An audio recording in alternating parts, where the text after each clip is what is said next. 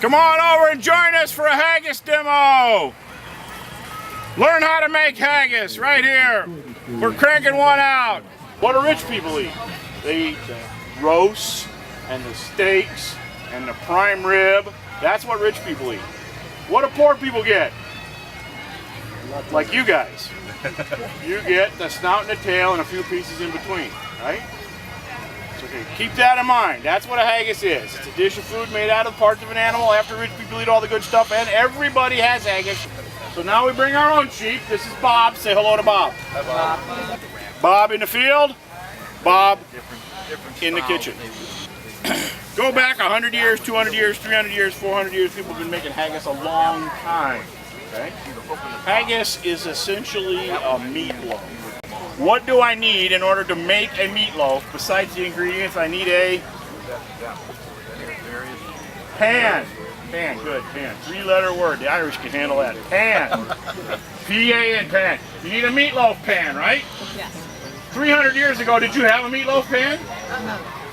Bob provides.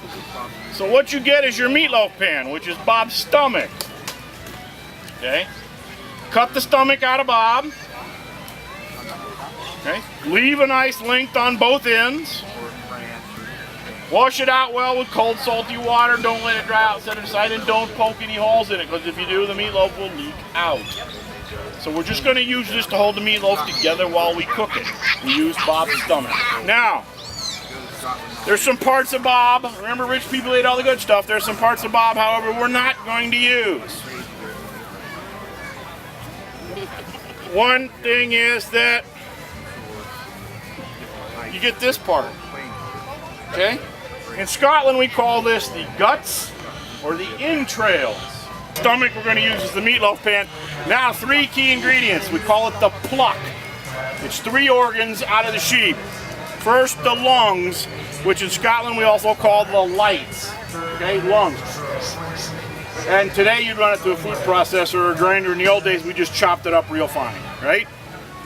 Then you've got to have, this one's tough, what's that? You know the only people that have trouble with this? English. They don't have one, they don't recognize it. Okay? Chop it up fine, mix it with the lungs. Stay with me.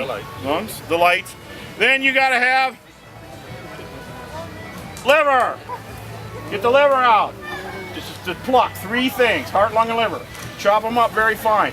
Some people parboil them first, then they chop them up. You can do it raw, it doesn't matter. Chop up the heart, lung, and liver. Now, if you got a big crowd, you might throw the kidneys in. I don't recommend it. I don't like the taste of kidneys. But like people show up you're not expecting for dinner, you might want to stretch the haggis a little. Throw some kidneys in. Then you got to have, come on, onion. Now here's the math quiz. If 1 onion is good, I like this guy. Okay? Couple of onions, chopped up fine, mixed with the pluck, which is heart, lung, and liver. Now, you need some binder. We use suet. You know what suet is? Quiet, Bob. You know what suet is? It's a fancy French word for fat. Okay? Now, I'll tell you a little secret, just because I trust you. Don't use mutton tallow. Don't use the fat out of the sheep. Use beef suet. It adds a really nice flavor to the haggis. Then you got to have filler. We use oats. And which is what? Bob's stomach. And you put all the ground up, chopped up, minced up ingredients that are all mixed together into Bob. Now some people add a little salt and pepper while they're mixing. I suppose that's allowable. Okay? But nothing else.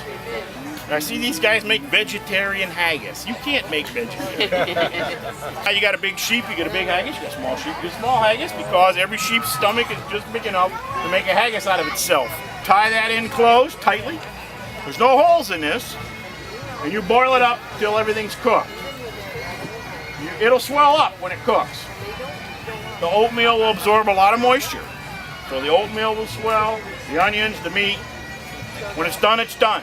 I like to let it drain a little while and then put it in a hot oven under a boiler and kind of brown it up on the outside, crisp it up, get a little of the moisture off. Then you put it on a platter, slice it open, potatoes, carrots, turnips around it, traditionally how it's served, and you scoop it out of there with a big spoon. Now we don't eat the stomach, remember? That'd be like eating the meatloaf pan. So we'll throw the stomach, when we're done, you throw the stomach to the, and they're already eating that part, right?